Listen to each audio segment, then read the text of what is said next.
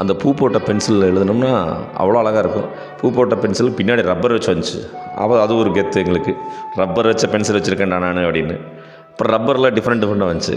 அது ரவுண்ட் ரப்பரில் ஒன்று இருக்கும், அது இந்த ஒயிட் கலர் ரப்பர், அதெல்லாம் வச்சுருந்தா நம்ம பெரிய ஆள். அப்புறம் பேனாவில் எழுதணும் அப்படின்னாங்க. பேனாவில் எழுதணும்போது பேனாவில் சில வகைகள் இருக்குது. ரெனால்ட்ஸு, ஹீரோ பென்னு இதெல்லாம் வரும். அந்த இங்க் பேனால் இங்க் ஊற்றுறதுக்கு மளிகை கடையில் வச்சுருப்பாங்க. போய் 10 பைசா கொடுத்தோம் அப்படின்னம்னா இங்க் ஊற்றி தருவாங்க. அதுக்கு ஒரு ரீஃபில் இருக்கும். இந்த மருந்து ஊற்றுவாங்க இல்லையா குழந்தைகளுக்கு, அந்த மாதிரி ஒரு ரீஃபில் இருக்கும். அதில் வச்சு எடுத்து கொடுத்து ஊற்றி கொடுப்பாங்க. அதுக்கு 10 பைசா வாங்கிக்குவாங்க. ரெனால்ட்ஸ் பேனால் எழுதுனோம்னா எழுதுனது பின்னாடி தெரியும், அப்படியே ஒரு படிவம் மாதிரி.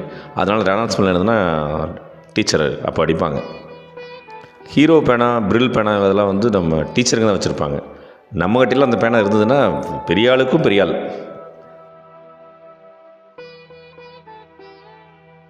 அப்புறம் கிளாஸில் வந்து கிளாஸ் லீடர்னு ஒருத்தர் டீச்சர் நியமிச்சிருப்பாங்க. அந்த பையனுக்கு சில பவர்ஸ் இருக்கும். என்னென்ன பவர்னால், கொட்டிக்கலாம், யாராவது பேசினா போய் கொட்டலாம், தப்பு பண்ணால் கொட்டலாம்.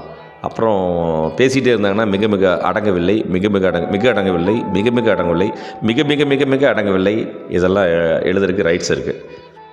நானும் கிளாஸ் லீடராக இருந்தேன். நம்மளோட மிகப்பெரிய வேலை பொண்ணுங்கிட்டேருந்து பென்சிலை அடித்து வாங்குறது, கொட்டி வாங்குறது. அப்புறம் பசங்கிட்டேருந்து நெல்லிக்காய் இதெல்லாம் வாங்குறது. அப்படி தரலைன்னா மிக மிக அடங்கவில்லை நாங்கள் எழுதிடுவோம்.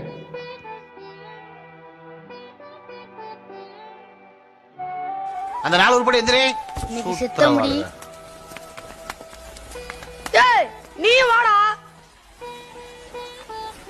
சார். என்ன நடந்துச்சுன்னா, நீ முதல்ல பொத்து கை நீட்டு. நீட்டுறா. நீங்க நீட்டுங்க சார். உடம்பு சரியில்லை சார். கையை நீட்டுறா. சார் கோயிலுக்கு முடி வச்சிருக்கு சார், அதனால அடிக்க கூடாது கை சார். நீட்டு. வாங்க தர, நீங்க வாங்க.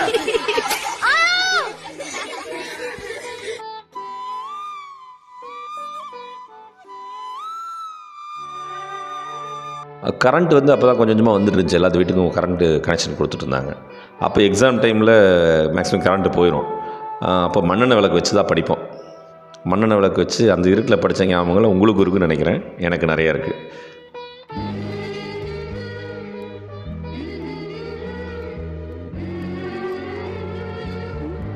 அப்புறம் சாயந்தரம் ஸ்கூல் முடியும் போது ஒரு ப்ரேயர் நடக்கும். அந்த ப்ரேயரில் ஜனகண மன பாடுவாங்க.